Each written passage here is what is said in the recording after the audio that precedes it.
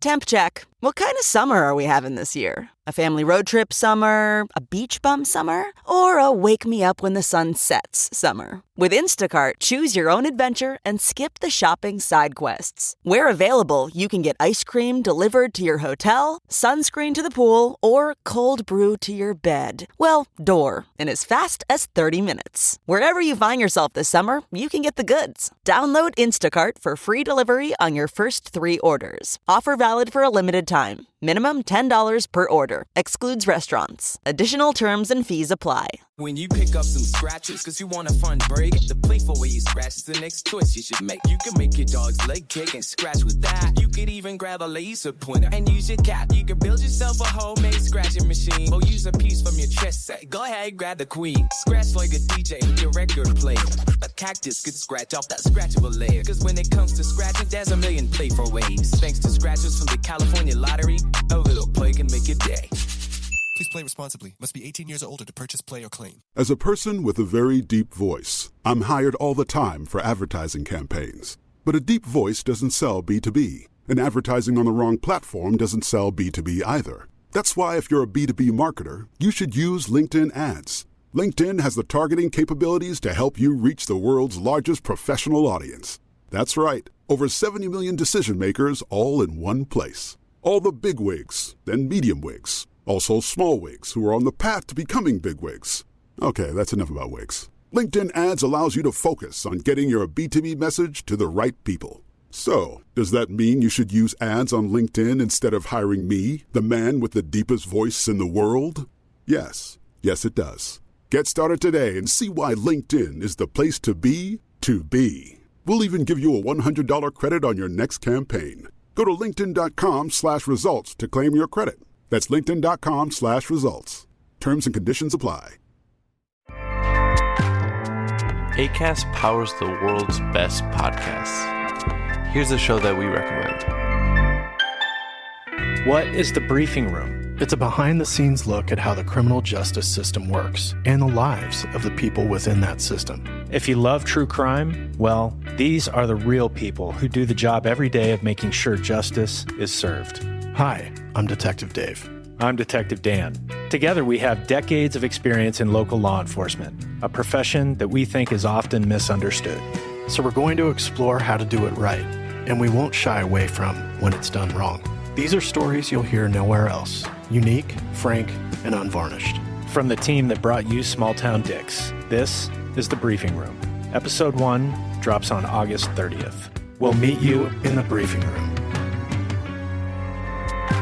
Acast helps creators launch, grow, and monetize their podcasts everywhere. Acast.com.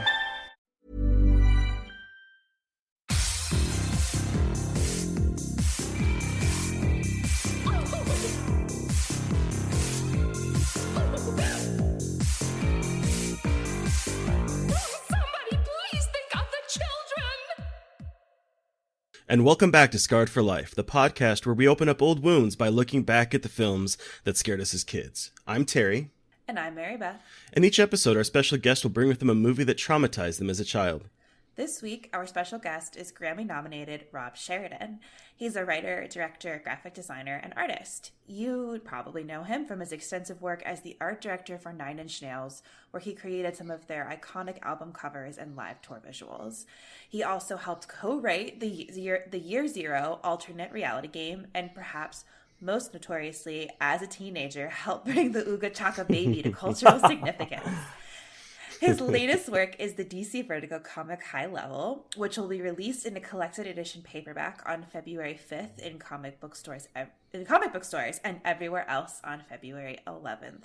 Welcome to the show, Rob. This is Thank so you. exciting. It's nice to be here. Yes. Amazing. We're really excited to talk with you. And while we don't really have to dwell on this, I would be remiss if on a podcast called Scarred for Life that I didn't ask you about motherfucking cats. Oh my God, Yes. Rob.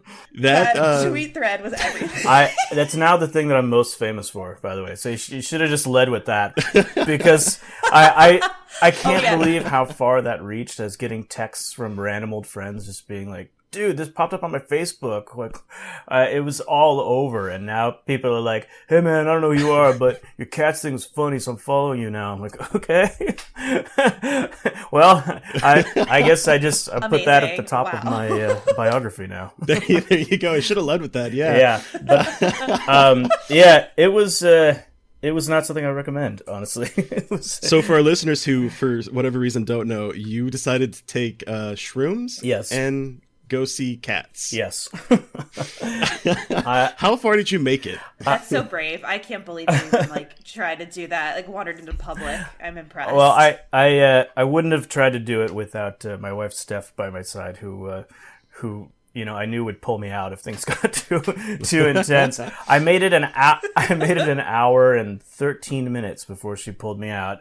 Then that was with one bathroom break to just go and be alone in a stall and just breathe for a few minutes. Oh, I know, that bathroom break was the best part. I was reading that, and you're just freaking out. It was the best feeling to be in a quiet place and locked in a little box where no cats could scream at me and throw their crotches in my face.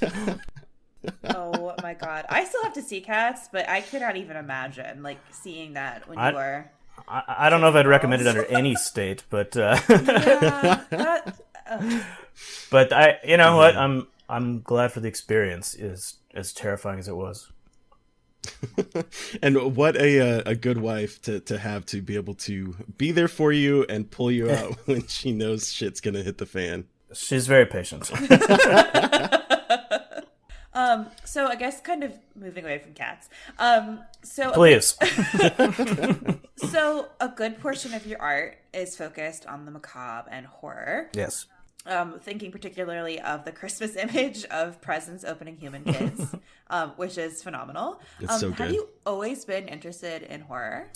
Yeah, I mean, when I was a kid, for whatever reason, I was always drawing, just drawing all the time, and I was, for whatever reason, drawn more and more towards weird and dark things. I was very lucky that my mom didn't put me in therapy, because I remember in middle school I would have all these drawings of guys being ripped apart and dismembered, and torture chambers and spikes through people's heads, and I was a really pretty well adjusted kid with a good childhood. I didn't have any trauma. I wasn't expressing my inner demons. I just thought it was cool to just have really scary and horrific and gory stuff.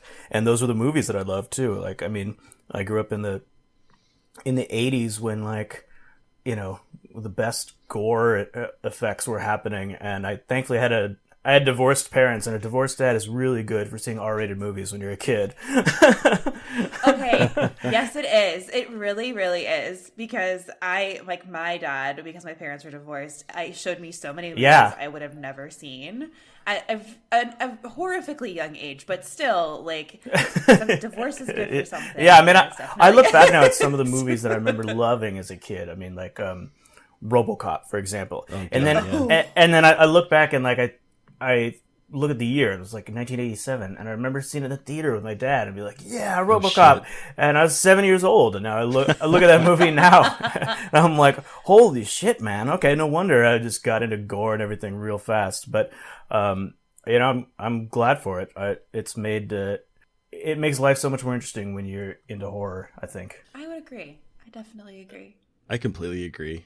So how did you first get introduced into horror? Was it through movies, or... Some people, it's through books and literature and stuff. I think for me, it was definitely movies. I mean, yeah. The more I was willing to push on what I would watch, I thankfully I had a dad who didn't really screen much of what I chose at Blockbuster,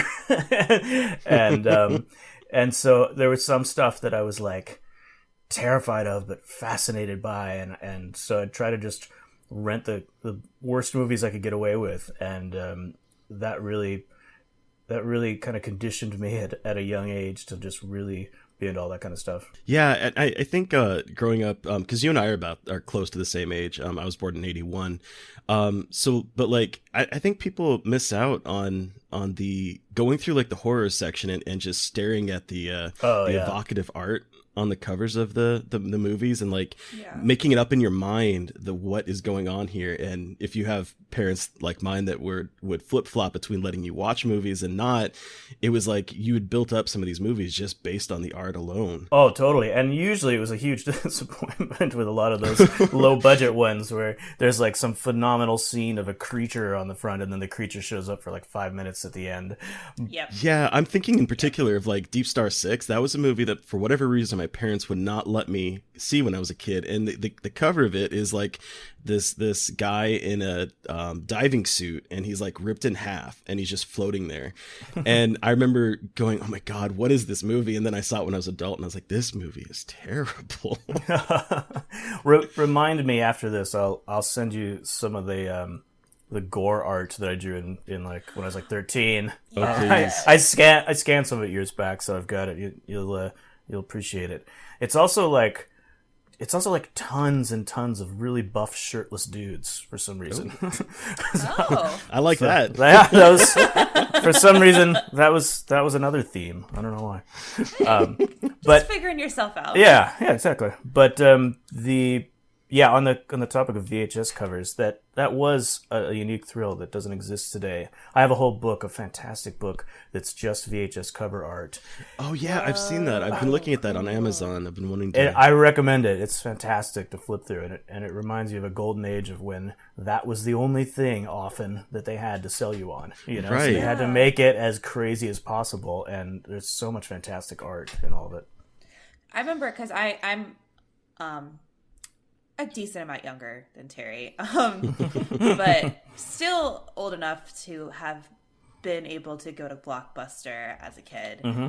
And that was the best part, like, was getting freaky. Like, I liked, like, scanning the horror section for, like, the weirdest art and, like, trying to, like, hide from my parent. Because, like, with Blockbuster, you had, like, the cover art, but then there's the DVDs behind it that had the plastic. Mm-hmm. So I would always sneak it and be like, oh, it's fine, guys. Don't worry about it. Oh, yeah, nice. Nice trick. Yeah, I'd be like, oh, it's totally fine. And they're like, okay.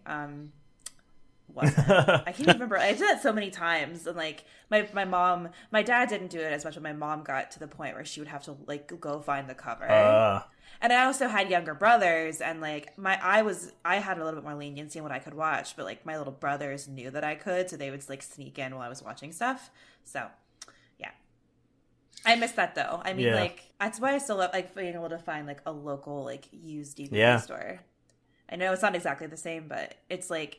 Well, the other thing about it was something I talked about with regards to music recently, but it was the same with movies where, you know, you got to choose your movie or a couple movies maybe if you were lucky at Blockbuster that weekend, and if it sucked, you're gonna watch it anyway. There was no like starting a thing on Netflix and being like, it sucks, and changing it after 10 minutes. That's your movie, and you're gonna watch the damn thing, you know. And there's probably a lot of movies that, if I started them now, I'd be like, I don't want to watch this, that I sat through when I was a kid, and I ended up appreciating them for it, you know? Yeah, that's absolutely true. We've gone to such an onslaught of media that there's a lot of movies that I probably would have missed out on as well. I'm thinking it's like triggering memories of like going to Blockbuster and grabbing 10 horror movies and having like parties at someone's house when I was growing up and watching like Jack Frost. Oh my God. The terrible. My favorite was on Halloween, where like we would go to Blockbuster and rent all these movies, and then we never got carded. I didn't even like card you for rated R movies because I was so used to renting them without my parents. And then one Halloween we got carded, and I couldn't rent any of the rated R movies. So like we were trying to rent American Werewolf in London, and we couldn't watch it. Wow, because we got carded, which I like again had never experienced, but like wild. Anyway, so it's crazy to me to think that while I was listening to Nine Inch Nails as a teenager, you were transitioning as a fan to working for Trent on his website. How did it all come about? Well, when I was in high school, I was really into computers and technology, and so as soon as I was able to, get a computer of my own, I started just teaching myself everything I could, graphics, programming, and getting online, and the wonderful wild west of the early internet, which I still miss, and just exploring that. And I started to teach myself HTML because I wanted to make a website and learn how to do it. And at the time, it was like, what are you going to make a website of? Well, you just make it for whatever your favorite thing was, you know? So Right. I made my favorite band at the time, this would have been about 96 or something, 95, 96, was Nine Inch Nails. So I made a web page for Nine Inch Nails, you know, a fan site, and really took the opportunity to learn how to make graphics, put them into web pages, and it's, you know, it was very hideous and 90s looking back on it, but it looked cool at the time for Right. 16-year-old me, and it became one of the more popular ones in the crowded space of 90s Nine Inch Nails fan sites. And I went on to art school when I graduated high school. I went to New York to go to art school and kind of left all my fan sites behind, but they were still up there, and Nine Inch Nails was looking to build their first official website. They didn't have one. It was pretty rare for a lot of brands, especially bands, to have their own websites yet. And they wanted a fan who was really familiar with Nine Inch Nails to kind of come down and be their kind of fan on the ground, so to speak, to document what was going on down at their studio in New Orleans and operate the website. And they found my website along with some other people who had done them, and I went down and interviewed, and Trent and I hit it off, and suddenly it was like, hey mom, I'm quitting college and moving down to New Orleans to join a rock band. So Holy shit. Oh my god. One dream, but also I feel like a parent's worst nightmare, but like yeah, it was an interesting conversation, but yeah, I didn't even make it through 1 year of art school. Wow. Well, holy shit. It seems to have worked out pretty well for you. Turned out all right. It's been all right. That's how I escaped student debt too, because I'd gotten scholarships just to get me through the first year, and then after that it was going to be just a big nightmare that I hadn't figured out yet, and so thankfully I was snatched away before I got into any debt.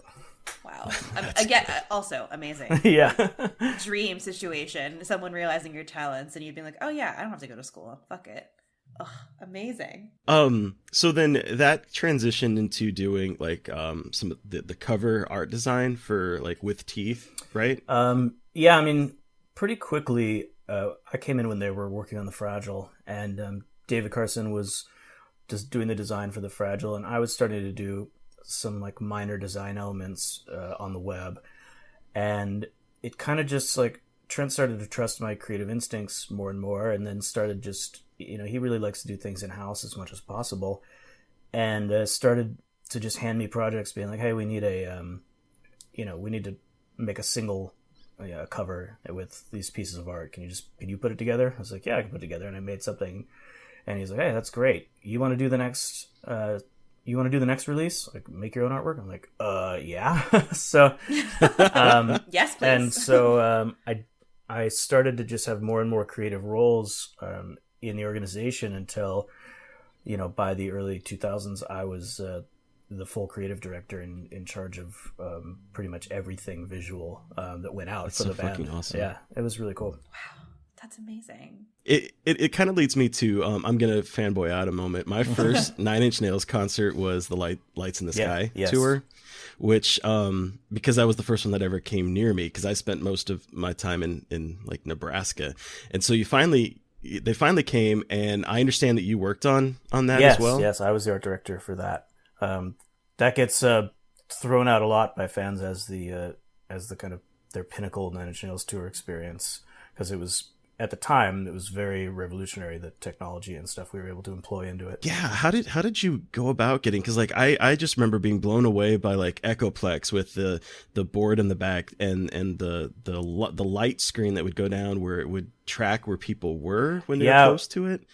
How did that all come together? We got connected with this company called Moment Factory, who at the time they were mostly known for designing Cirque du Soleil stage shows. Oh wow! They're based in Montreal, and they do immersive experiential type stuff.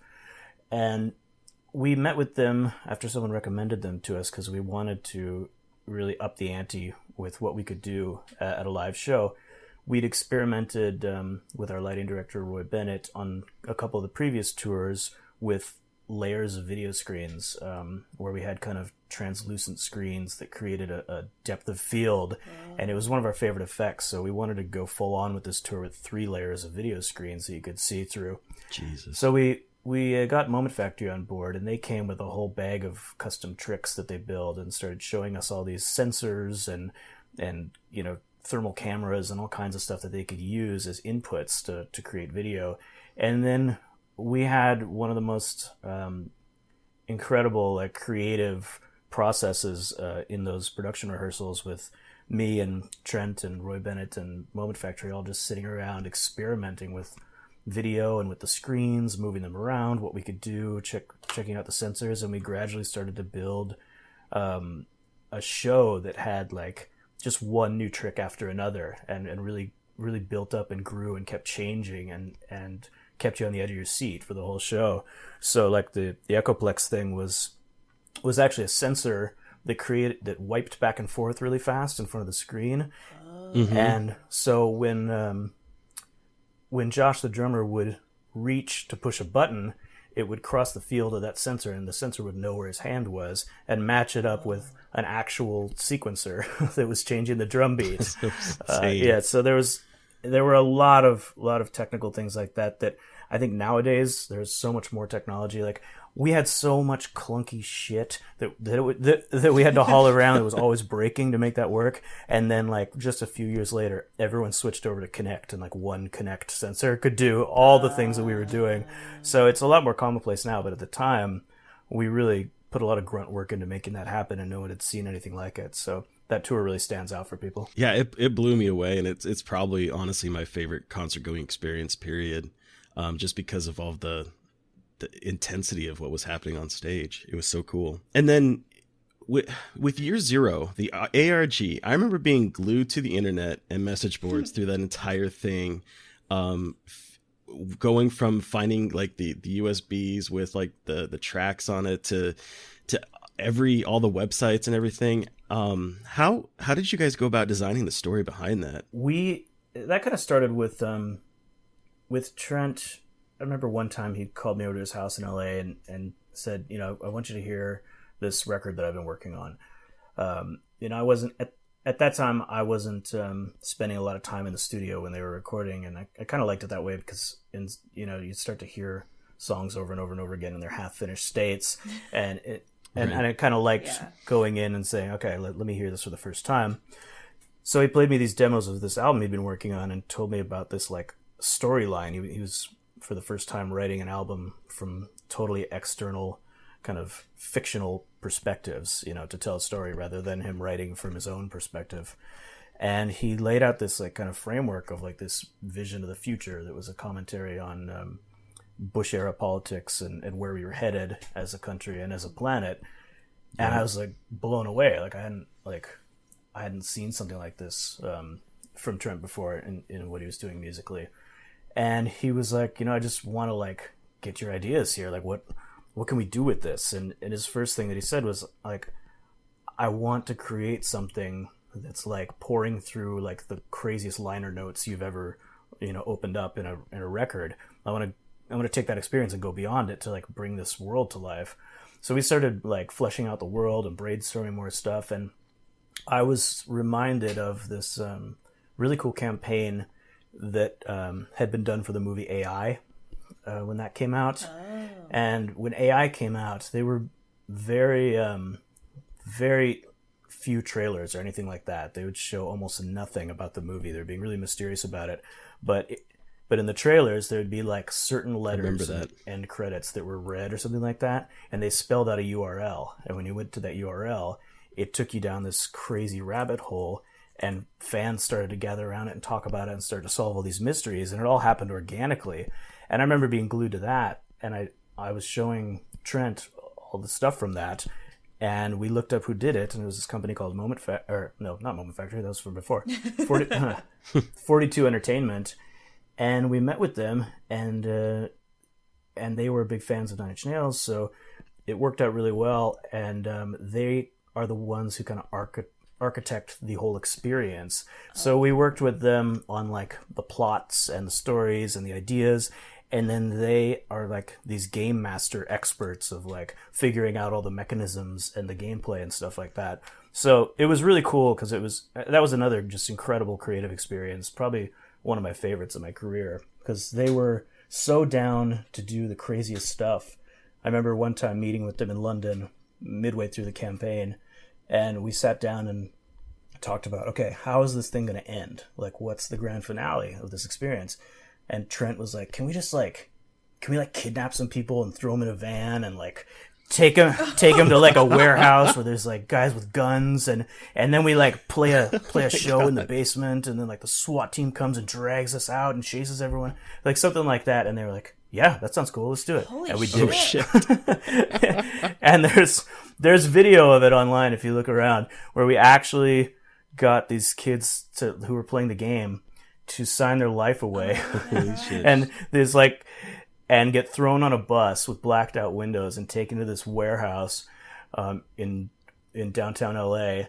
And all this crazy shit happened. You should look up the video because it's pretty phenomenal, and it's all real as far as the people who were experiencing it were concerned. And we actually got stunt people to come in and burst into this room where Nine Inch Nails was playing this show in a basement, and throw fake tear gas. And our guitar player Aaron North, he was kind of a crazy punk rock dude. He volunteered to let the SWAT guys like manhandle him. So like all these people who are watching this, these like fans who got this incredible opportunity to see this like really intimate Nine Inch Nails show, they're watching this, and the SWAT team busts in, and everyone's like, get out, get out, get out. And then we have like, you know, people who are part of the resistance or whatever, like ushering the crowd, be like, go, go, you gotta go, you gotta go. And they're all holding real guns. Holy shit. Like, oh my God. Because it was from this like Hollywood prop guy who uses like real military guns and stuff.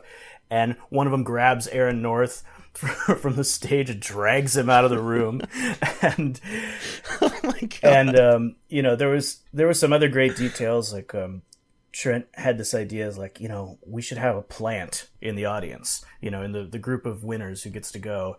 We've got one of them in there who's working for us, and he's like, you know, make it someone that you'd notice, like a pretty blonde girl or something like that.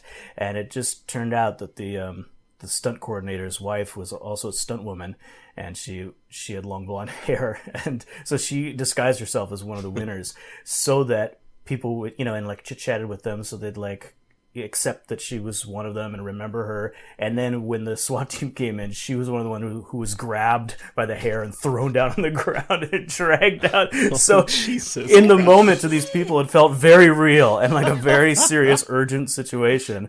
And oh my God, that's insane. And then, you know, it was up to them to go report back to the other fans what happened. And some of them started making up their own fictions, like, oh yeah, I was in jail all night, they interrogated me.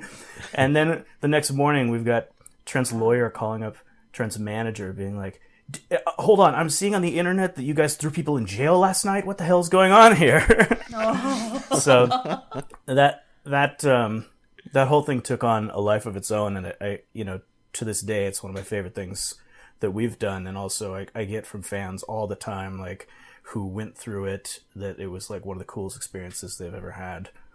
Wow. So I had a professor who was working on an ARG, and it is like the most complicated thing, like the puzzles and like making sure everything links up. And I was gonna, it's interesting that you guys worked with another company to like help you figure it out, because ARGs are so ridiculously complicated, and it's so cool. Yeah, we couldn't have done that by ourselves, and those guys are the masters too. They basically invented the ARG. Yeah, they did that with Halo 2, right? With the I Love Bees. That was them, right? I want to say I Love Bees was their first one before AI. Yeah. Okay. I think okay. So I think I might have been too young for this. Sorry, I am a baby. But so were the like, so you would make videos and release them online and kind of like as part of the narrative of the ARG? Is that kind of what was happening, or at least yeah, I mean there were all kinds of things. It was mostly a series of websites that were all okay. In the world. They were all meant to have come back from the future timeline of the story, and some of those had videos and all kinds of different media in them. There would be audio clips that people would scan and find secret waveform images in them, and we had all kinds of media. We had real life stuff. There were murals that showed up in cities that had clues in them. It was everywhere, which was really cool. That was one of the things that really jumped out at me was the spectrograph or whatever, the hand that came from the music. That was just it just like it blew my mind how crazy and in depth it went. Yeah. And so kind of like moving on to High Life, but did working on this ARG help you like in building the world on High Life? Jesus, High Level. Sorry, I was like thinking of that movie. Sorry. That's all right. Did this experience with the ARG help you in developing the world of High Level? Because I mean, it's such High Level is so like the world is so like intricate and well designed and well thought out, and it seems like you had a lot of it seems like you just had so much to say about that world. So was working on the ARG helpful in world building for you? Yeah, absolutely. Not just the ARG. First of all, the ARG, of course, and building out the world. Trent and I kind of designed a really deep and intricate world for to utilize all these aspects of it in the ARG experience.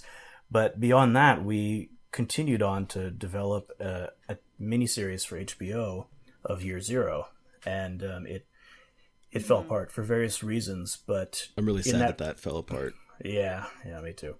But but the main kind of beginning portion of that process was Trent and I sat down and created an elaborate world Bible for Year Zero. We actually built out a whole private wiki so that we could use to coordinate with our producers and writers and stuff, where you could look through the entire world of Year Zero and everything linked to something else. And we fleshed out in ridiculous detail, the companies that were involved in certain things and events that happened and a date and timeline and all kinds of stuff.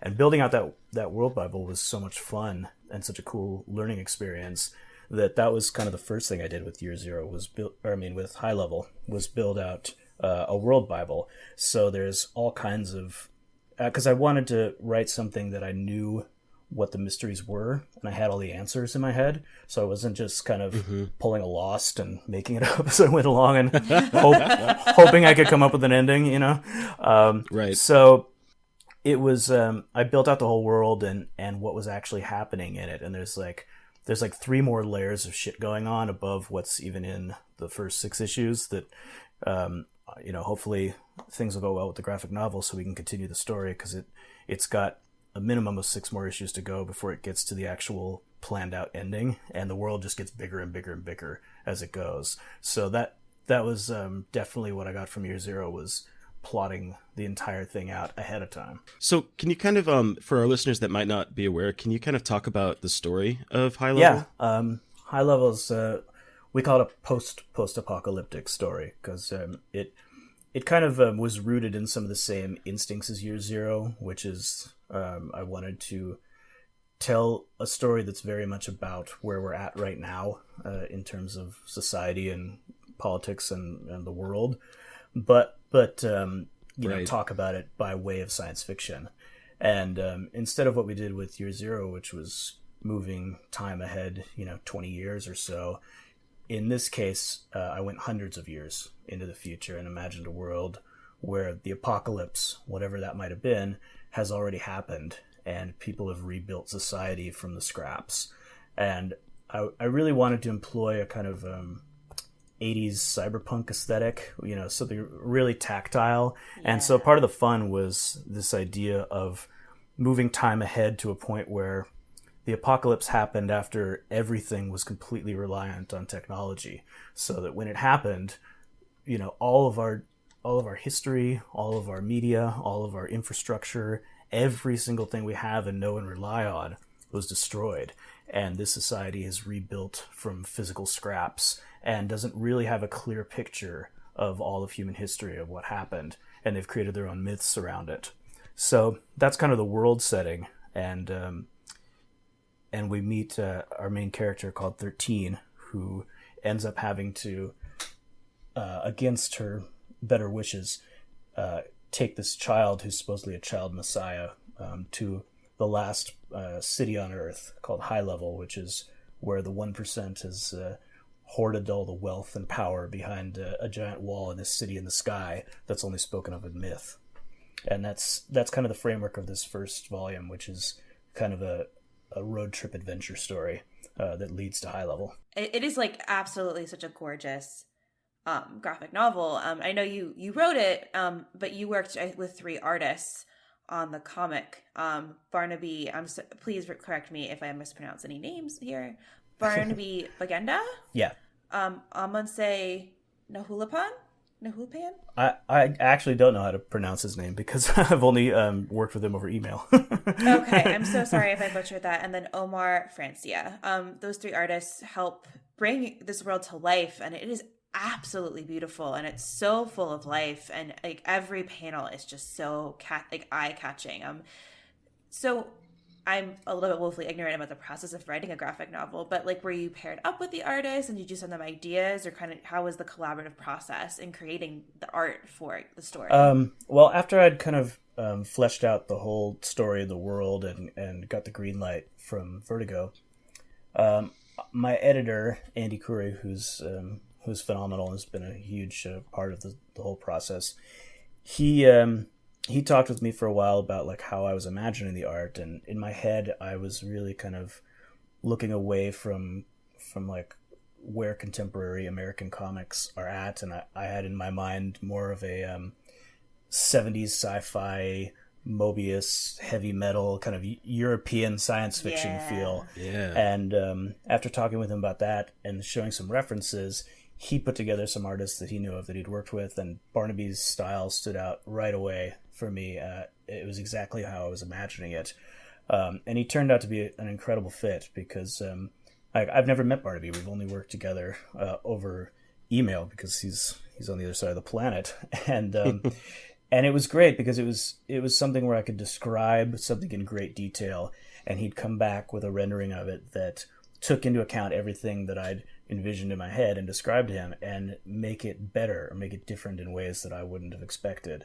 So it was a very smooth collaboration on that front. I tend to be very, very descriptive. Like my scripts write out every detail of every panel, and because I'm a visual guy, so I see things visually, right? I can see exactly in my head how I want it to be. Yeah. So I was a little nervous about that, at the beginning of like clashing with visions with somebody, but it worked out really well with Barnaby, where he took everything and made it better. And that's the best you can hope for in a collaboration. And by the end, by issue 6, I was giving far fewer descriptions than I was at the beginning because, I trusted that he just knew what I was talking about. It was great. Yeah. That's so cool. We also got the chance to check out this collected volume that's coming out in February, and it's fantastically designed, and I love that you had a encyclopedia at the end that kind of gives a little bit more tantalizing details about this world that you've created. Now, you've also worked on getting an album for people to listen to. Is that correct? Yeah. A good friend of mine, Stephen Alexander Ryan, who's he's in this band called the Black Queen, and they're fantastic. If you like kind of 80s synth, Depeche Mode kind of stuff, it's really good. Anyway, him and I have worked on various stuff in the past, and somehow in conversation it came up when I was trying to put together a trailer when the first issue was coming out. I wanted to do a little like YouTube trailer to hype the series, and I asked him like, "Hey man, do you have any instrumental tracks or something from Black Queen I could use for this? Because it's got the appropriately kind of dark 80s synthwave sound that matches the art really well." And he was like, "Yeah, maybe, but what if I just made something for it?" I'm like, yeah, sure. So, because he just likes to do cool shit, and we like to do cool shit together. So he made a really cool soundtrack for that trailer, and we started talking. And it turned out so well that we started talking about like, wouldn't it be cool to like have soundtrack for a comic book, like something you could listen to while you read it? And we kind of kept that on the table for a while, and then he really kicked into gear on it recently. And he's been churning out tracks that he's been writing and recording while focusing on certain scenes in the comic book. So what we've got now is he's almost done with about a 35-track album that's got cues on it for each chapter. So if you're reading the graphic novel, you skip ahead, at certain cue points, and the music will stay with you and kind of give you a vibe for each scene as you're reading the comic.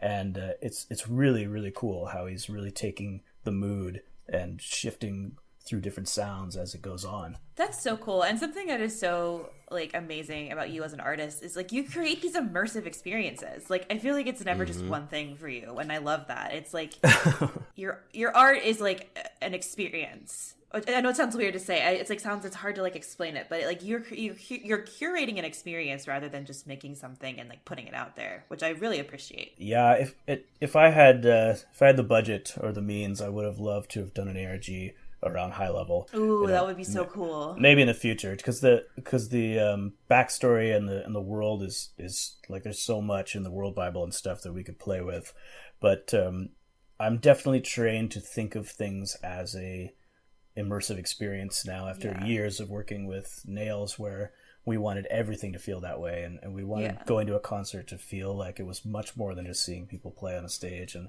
a lot of it was a lot more theater than typical rock show. Yeah. And so I'm very much conditioned to think of art in that way. So cool. And when I got to the end, because I've been following along with these single issues of the comic from when you first started it, and the ending of issue 6 surprised the hell out of me. I'm not gonna lie. And I obviously don't want to spoil it for our listeners, but with the first volume coming out in February 5th on comic book shops and then February 11th everywhere else, are we going to see more in this universe? One way or another, yes. Okay. The thing was, I originally pitched it as an 18 issue contained story, and as we moved along, it turned out that the pacing of 22-page single-issue comics was a lot faster than I had in my head, and the movement of it was moving a lot faster than I anticipated, which in a good way. It's very breezy. It's fun to read. So it is very breezy. So it's paced yeah. well. So my editor and I realized that the second part of the story could actually be told in 6 issues. So we remapped our plan to 12 issues. But then Vertigo Comics fell apart after AT&T bought Time Warner, which owns DC. So disappointing. And it kind of threw the future of everything up in the air. Yeah. So right now we're going to wait and see what happens after the graphic novel comes out. But if we can't continue it at DC, then I will fight to make sure we continue it somewhere else, because I've been sitting with this full story in my head for like 2 years now, and there's no way I'm going to leave it hanging out of the way it's left hanging there, because that was always that surprise at the end there. That was always the way issue 6 was meant to end, and it's kind of the beginning of opening up the like bigger layers of what's really going on in this world. So I can't leave it on the table. You're right. That's what I really appreciated about the ending, was that it was a surprise flip of what I expected to happen, and then it sets up some really tantalizing things for the future. So one way or another, I really want to see how this is going to end. Everyone, go out and buy it and read it when it comes out. Yes, please. Your support will help us move forward, because like I said, I wrote the whole thing, so I've got half a story sitting here just waiting to be told. Right. And I hope we don't have to wait much longer to tell it. Do you have anything?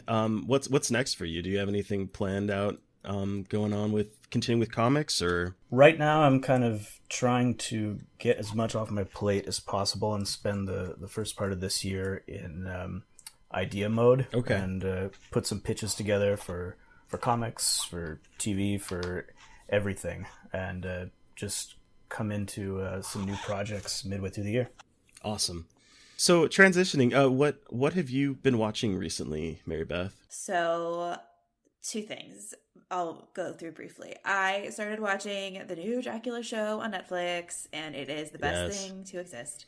It is everything I love about vampires. It is gay. It is campy. It is gory. It is so much fun.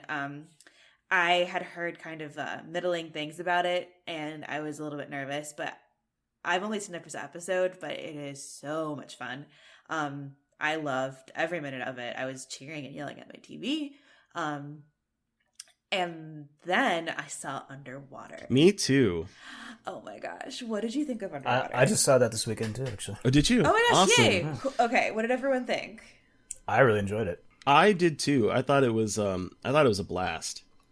I loved it. Yeah. It was so fun. It was like exactly what I wanted. Yeah, it was a very lean movie. You know, like there wasn't any fucking around. There wasn't some like baked in boring romance or something like that. It was just, it starts out immediately and just doesn't quit. You know, and I 2 minutes that. in and the shit is hitting the fan. Yeah. I know. I love that. I was like, oh, hell yeah. We're just going right into, I was like, this movie's going to be like nonstop, like relentless. Yeah, normally those movies have to start out with like a half hour of the person like saying goodbye to their family or like getting divorced or some shit. And then they're like, or it's like weird world building, like, oh look, we're all friends. Look how much like look how fun we are together, and then it like nope, nothing. Just yeah, you get introduced to the other characters as she's running for her life, you know. So it's great. Right. Oh. Yeah. I had an amazing time watching it, and I was just like, I was very happy for it to have been so good. Yeah, and it's not an intensely deep movie, and I don't maybe it got kind of knocked by some critics because of that, but I appreciated that it wasn't trying to be more than what it needed to be, and I highly recommend seeing it in theaters because that's the most effective way, I think. Yes. Yeah, no, it was quite a fun movie going experience, and we saw it at like 11 a.m. on a Saturday, and I would have liked... that's when I saw it. Oh shit!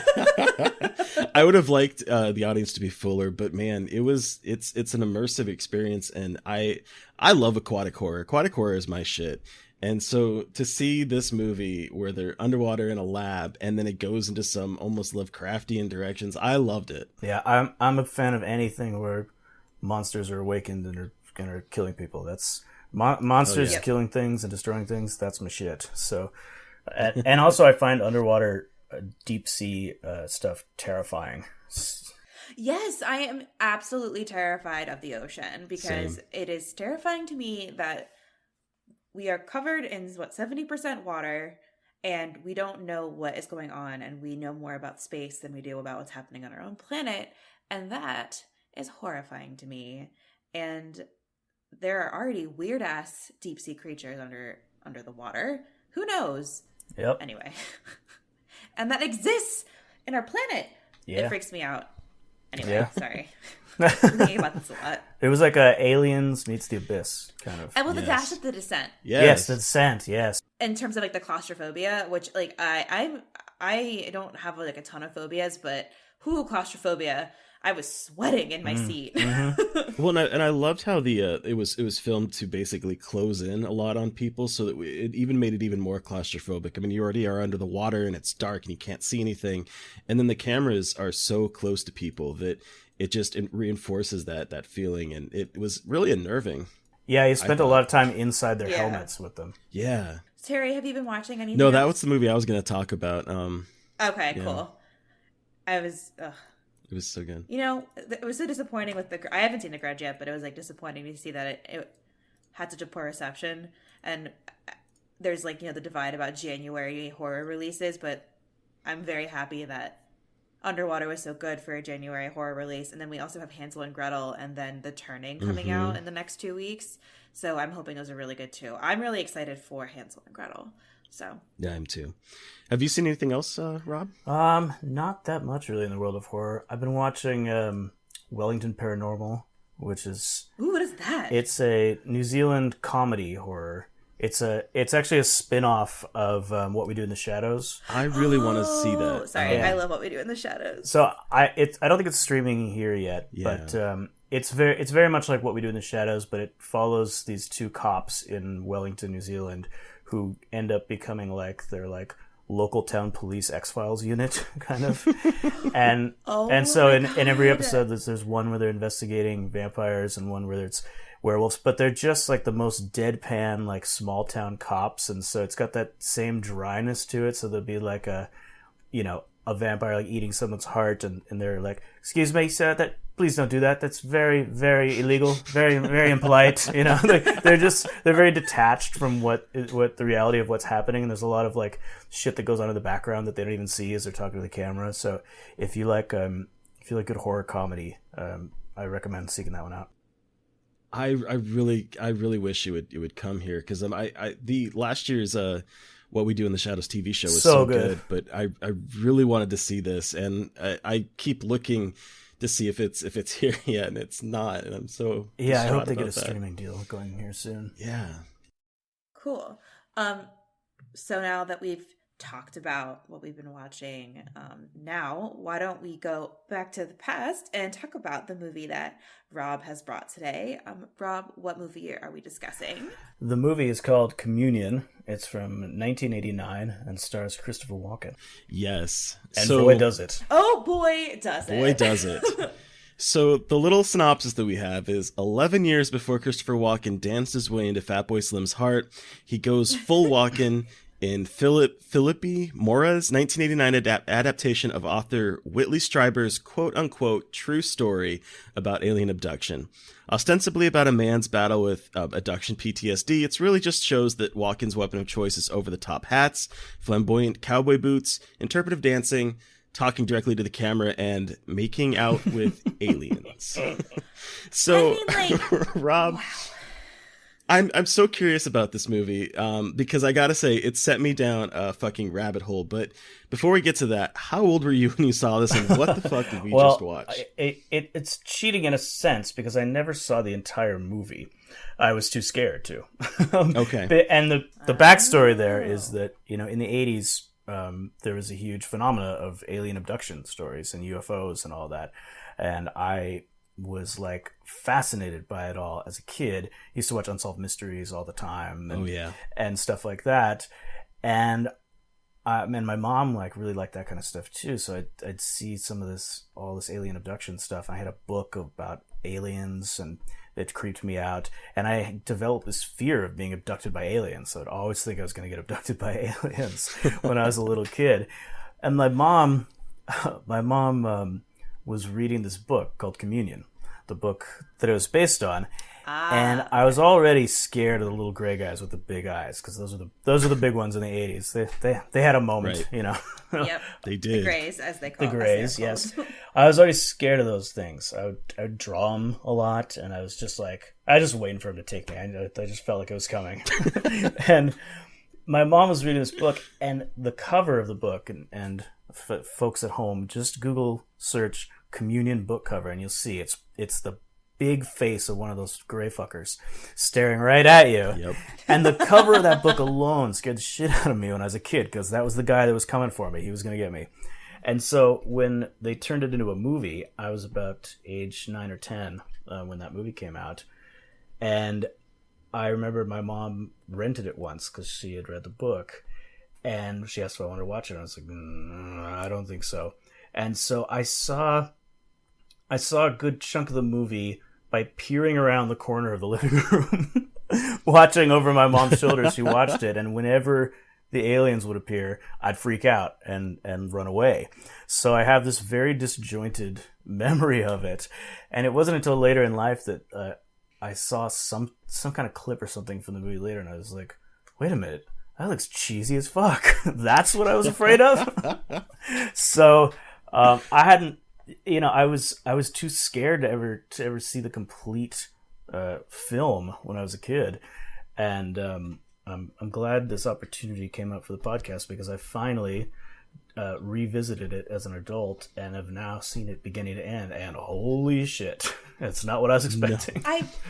I had never seen it, and I had avoided it, and also like Terry and I talked about getting this one and Fire in the Sky mixed up just because they're alien abduction movies, and people talking about alien abduction movies that scared them. And I was also terrified of alien abduction. Like, I had watched one too many X-File episodes at an impressionable young age. Yeah. And I was constantly terrified, and now I have a UFO tattoo, so I guess I've conquered that fear. Well, I thankfully conquered it, but by the time X-Files came out, and X-Files became one of my favorite shows of all time. So I turned my fear into a passion of sorts. But there was, you know, this was 4 years before X-Files, so I was still in a different state of mind. I was saying before we started recording, this is like a perfect campy masterpiece in a way, because I had a friend who studied camp at our master's program, and I learned a lot about what camp is, and like perfect camp is a film or a piece of media that doesn't realize it's camp. So this is my defense of Communion being like the perfect campy movie,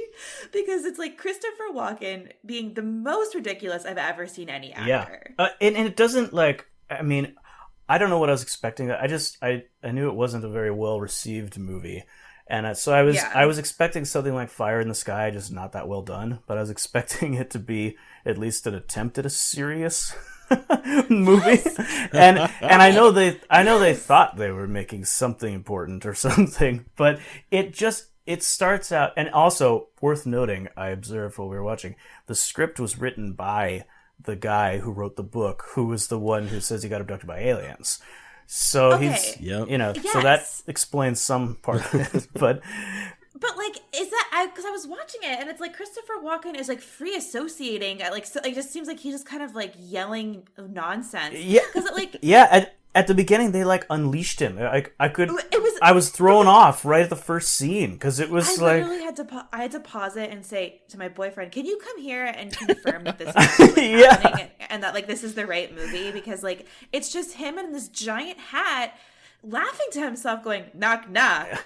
Who's when there? And then laughing at himself. Like, and he starts assaulting his computer and yelling like, "I'm cooking here! I'm trying to cook!" And I'm like, what the fuck am I watching? What? It was like, and he's also filming himself for some reason. For no reason that it's explained. He's always filming himself. And then, like, the whole first part of the movie, I wasn't even sure if there was a script or if it kind of felt like they were just like, they gave Christopher Walken a loose character and a plate of cocaine and just said, just go fucking nuts, man. Camera's rolling. Just do whatever.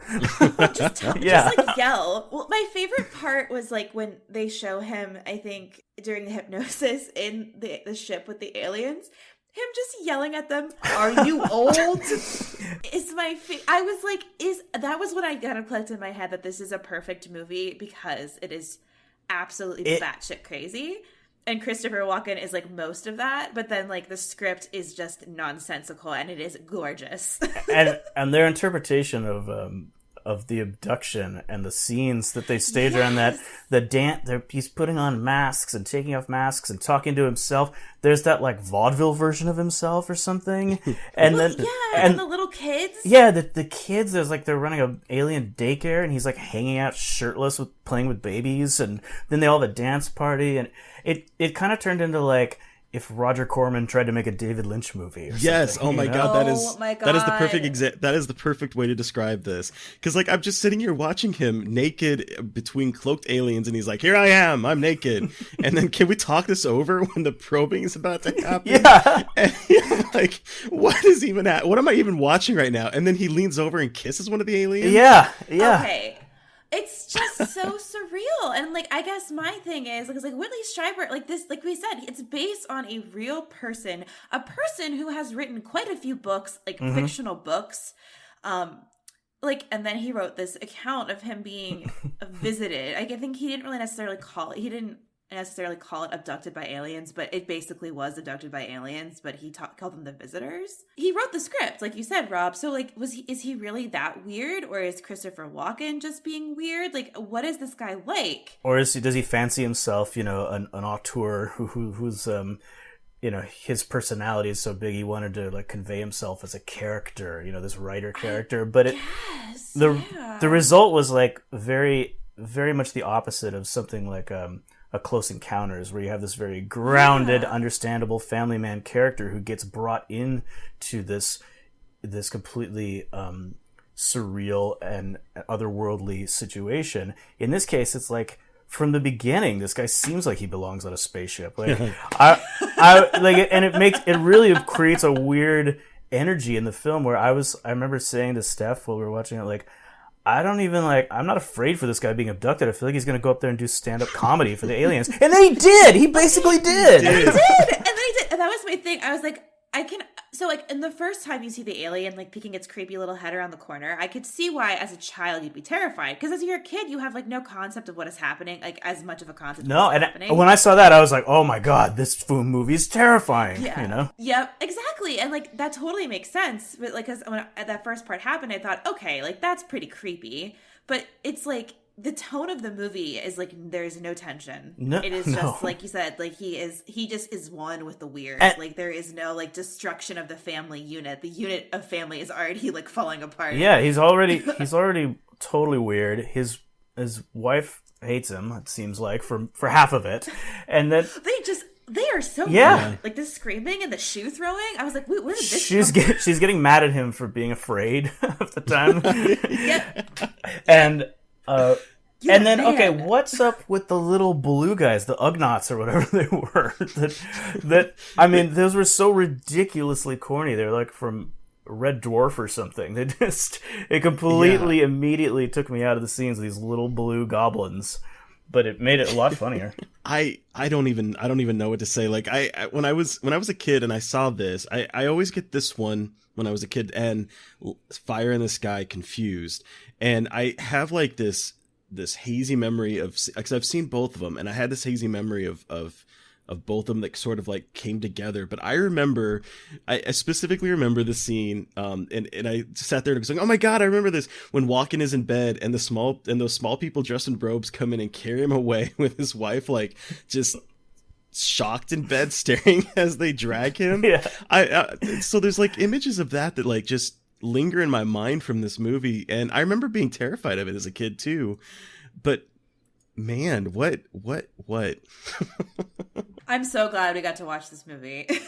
I really think it deserves more appreciation from the camp crowd for sure. Yeah, I'm surprised that it hasn't gotten a bigger camp following.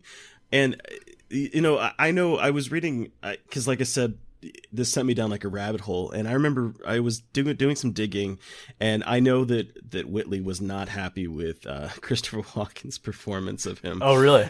Yeah, he said that it made him look like a dick.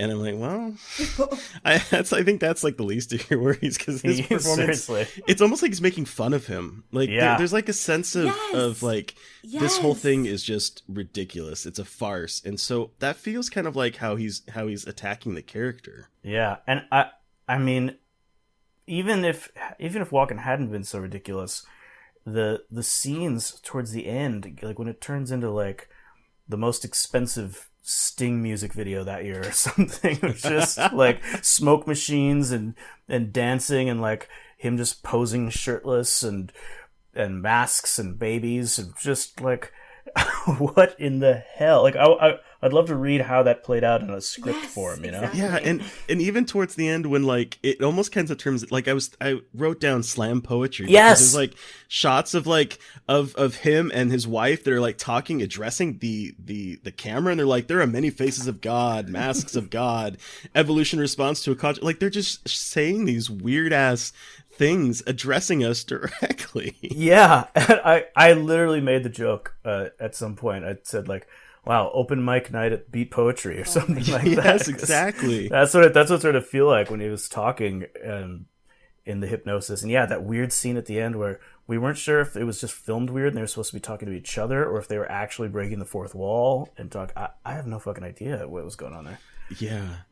And so, but Whitley himself is an interesting character in real life, because like when I went down my rabbit hole, he was talking about how these two people put like an implant in his ear, and they kind of addressed it in the movie, and he still says that it's in his ear, and that it's kind of what has helped him write, where his ear will turn bright red, and he'll start to like see words in his eyes, and he'll just start writing it down.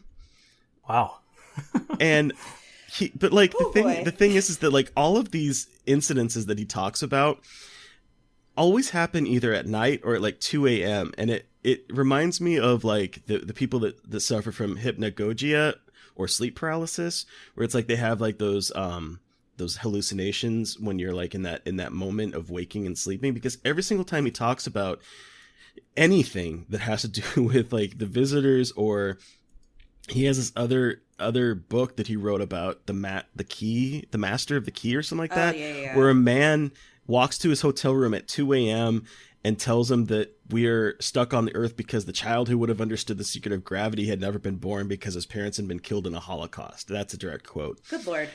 But like all of this is always happening at 2 a.m. or 3 a.m. or 11 p.m. And I'm just like, dude, you have a very overactive imagination. Yeah. Yeah, and that always freaks me out. Well, because I had a thing for a while where I woke up at 3 a.m. every night for like a month. I remember you talking and like about that. I had heard about that. I've talked about this before on the podcast, but like that, I remember watching like alien movies and hearing like that happens with alien abduction. So like I do not think I ever got abducted by an alien, but like I was so paranoid I was going to get abducted by an alien because of that. And also Stryber, he took over hosting, I think, Coast to Coast Radio. Yeah. Which is, again, like, usually a lot of people share, like, paranormal stories on Coast to Coast Radio, Coast to Coast Radio. So, I mean, like, this guy went from writing, like, horror fiction. I mean, he wrote Wolfen and The Hunger. Yeah. Just, like, to complete Yeah, I didn't realize he was the same guy that wrote The Hunger. That's crazy. Yeah. And he wrote The Day After Tomorrow. That movie, really? Like, the book that was that movie was adapted from. Yeah, he wrote it was like something about the coming superstorm or something like that he wrote with Art Bell, the guy that hosted Coast to Coast, and then I can't remember the director's name, but the big director of that movie, he read it and then he adapted it into The Day After Tomorrow.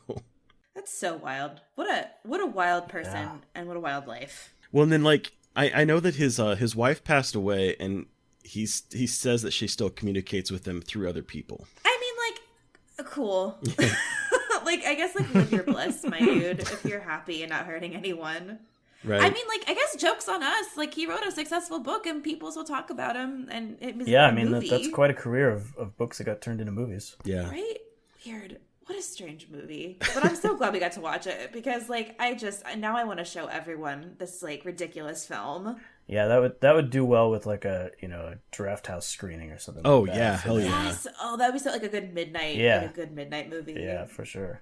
Oh, with like I want Christopher Walken. In my ideal world, Christopher Walken would be there to explain his process of how he became Whitley Strieber. Because I need to know. I just need to know everything. I'm also surprised it doesn't get more attention because it's one of the most Walken-y performances I think of his entire career. Like it's just like it's what you think of when you think of a parody of Christopher Walken. Yes, exactly. And again, I like you said, I had like how is no one talking about this all the time as like the most ridiculous horror alien movie? I guess it's a horror movie. It just did not feel like a horror movie at all watching it as an adult. No, it felt like avant-garde. like Terry called it performance art last night because I was texting him. I was like, Terry, what the shit is this? And he was like, wait till you get to the interpretive dancing. And I was dying. But he said it's performance art. I was like, you know what? You're right. It is performance art. It's almost an off Broadway one-man interpretive show, you know, about his alien experience. My God. Yes. Oh God. Rob, can your next project be adapting this movie into a one-man Broadway show? Yes, please. Only if Walken will do it. I mean, like, I bet he would, maybe. What else is he doing? the whole thing done in beat poetry, of course. Well, oh my God. Is there any other way? Really? Yeah. No. And then he has to be naked wearing one of his giant hats. Those hats. The hats were so funny. Oh my goodness. So do you guys believe in alien abductions? I don't think I do at the end of the day. Yeah, I don't either. What about you, Mary Beth? I'm always the weirdo. I do. Like, I'm the weirdo that believes in ghosts and believes in demons. Yes, I do. I sound like a crazy person. I swear it's okay. I'm not crazy. I just like... I'm kind of I'm the I want to believe category, but I just can't without any kind of evidence whatsoever for any of these things, you know. But I remember there was a great XKCD strip. I love that. Some years ago that made a point that I couldn't get out of my head, and it was a graph of showing over the years in the 2000s the rise of the amount of the population that's carrying cameras with them everywhere they go, every waking moment of their lives. And the caption was basically, in the last 10 years, without anyone really noticing, we've basically concluded that there are no flying saucers or ghosts or Bigfoot or anything, because we now have cameras with us all the time. It's not like one guy happens to have his film camera out to catch a second of Bigfoot. We'd know if he was there by now. Well, and let's be honest, if someone was being abducted right now, they'd be live streaming. Totally. Alien technology cannot work, and it does not work on human technology. I see there's a lot more to be explored here. I know. It's just like, I think, like, if I really, like, think about it, I know that it is very, like, unlikely that it's actually true. But, like, there's part of me that's thinking, or maybe it's like a more desperate side of me that's like, there has to be something else out there. But then at the same time, like, why do they want to pick us up for a hot second and then drop us back down? You know what I mean? I'm more inclined to. I definitely believe that there's alien life out there, and it's not unreasonable to think that they've observed us in some way if they have the technology to do so. I just can't imagine what they'd even gain from picking up a random guy and probing his butt. Yeah, I don't think they're as obsessed with butts as all the alien abduction stories. I'm not even sure on a medical level what you'd get out of that. Right. Yeah, that's my thing. That part, I'm like, you guys, I think, took this a little bit too far and just made this about your own fear of, like, homosexuality in, like, the weirdest way possible. I mean, all of these, like, abduction stories basically boil down to a fear of male rape is basically what they all end up being. Like, I was probed. And everyone's like, oh my God, I mean, it is a violating thing to think about, but again, like, the stories are always about that, and it's like the most humiliating thing the character could ever experience, and it's just very interesting. I kind of like that they made that into an absurdity by the end of the movie when he made that joke. I just couldn't believe it. But he's like, "Hey, can't we talk this over?" Right.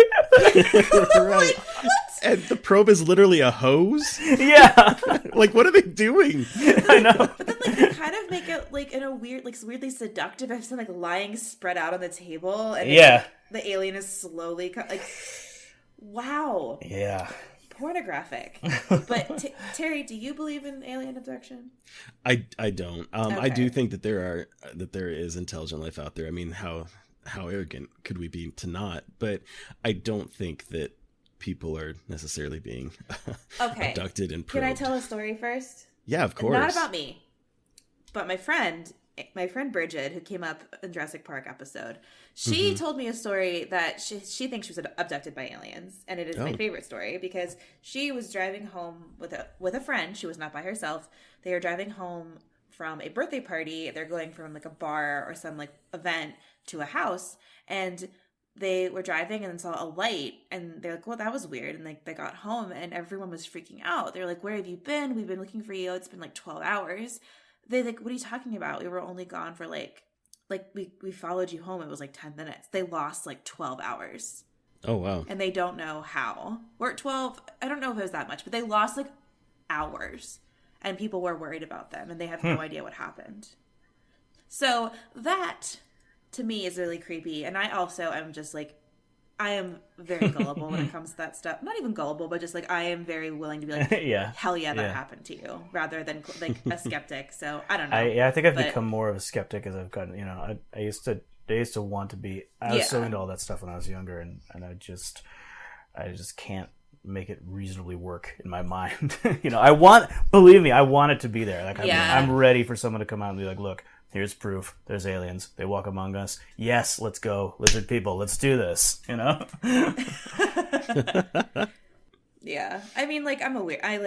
I love cryptids. I do not believe in cryptids. I just, like, jokingly believe in them, but I love the idea of cryptids. So same. I just pretend that Bigfoot is real. It's all a fantastic fiction to dive into. Absolutely. It really is. It's awesome. Cryptids are the best. Yeah, I agree. Anyway, should we start wrapping up? Now that we went on a tangent about Mary Beth believing in alien abduction. It's a good story. It's always me. It's always me believing in the demons. Like, oh well, someone's got to do it. I blame your dad, right? I blame my fucking dad, for real. Okay. Well, thank you, Rob, for joining us to talk about the Camp Classic Communion that everyone needs to go out and watch and experience for themselves. So where can our listeners find you, and what do you have coming up? You can find me on Twitter, usually talking shit or yelling at Republicans. Woo, Twitter! I'm at Rob_Sheridan. I'm also at Rob_Sheridan on Instagram, where I mostly just post art. And coming up for me, the main thing is the graphic novel high-level release next month, and I'll be doing some giveaways around that and some signings in my area, and hopefully getting the score out. We might even do a vinyl of it. So there's a lot coming up next month. Hell yeah. That's awesome. I really hope you do make a vinyl because I want it too.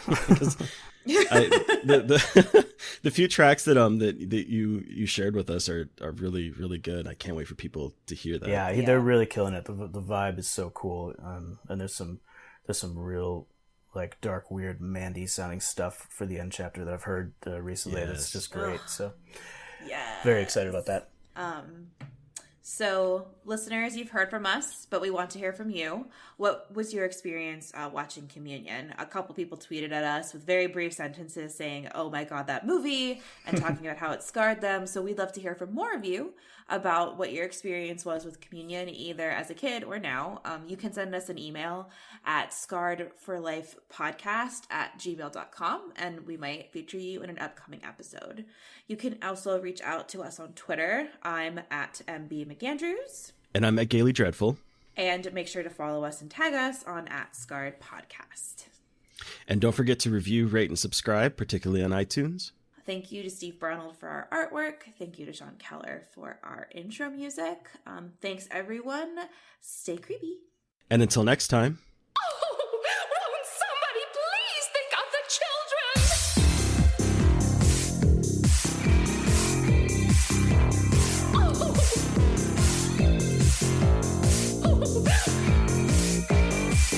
Won't somebody please think of the children?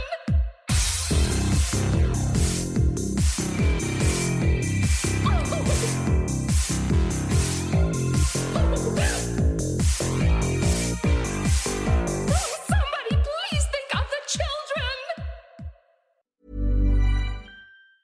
When you pick up some scratches, cause you want a fun break, the playful way you scratch is the next choice you should make. You can make your dog's leg kick and scratch with that. You could even grab a laser pointer and use your cat. You can build yourself a homemade scratching machine, or use a piece from your chess set. Go ahead, grab the queen. Scratch like a DJ with your record player. A cactus could scratch off that scratchable layer. Cause when it comes to scratching, there's a million playful ways. Thanks to scratchers from the California Lottery, a little play can make your day.